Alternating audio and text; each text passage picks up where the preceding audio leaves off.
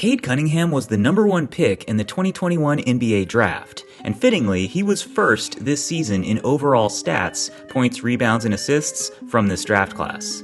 Jalen Green was the second pick, and although he averaged a respectable 21, 4, and 3 this season, he was 11th in total stats. It was actually Franz Wagner, the 8th pick, who was second in stats this season, averaging over 24, 5, and 4 a game.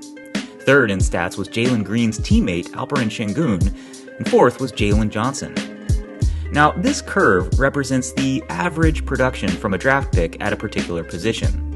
So essentially, the players whose stats exceeded the curve this season produced at an above-average level considering where they were drafted, while the players to the left of the curve underperformed this year relative to their draft position.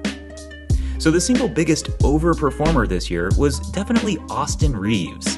He infamously went undrafted in 2021 and is now comfortably in the top 10 players statistically from this draft class. The biggest underperformers relative to their draft position were obviously James Bouknight and Josh Primo. Neither of them played in the league this season despite being the 11th and 12th picks.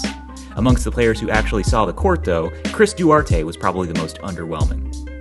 Okay, and then briefly, this is what it looks like when you reorder the players by their stats from this season.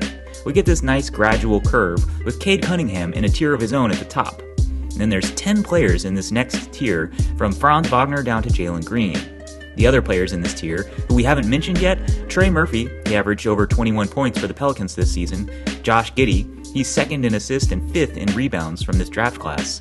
Evan Mobley, probably the most underrated player here by the box score stats as one of the league's best defenders. Then Cam Thomas averaging 24 points a game, and Scotty Barnes with nearly 19, 8, and 6. Anyways, who else stands out to you from this pretty deep draft class?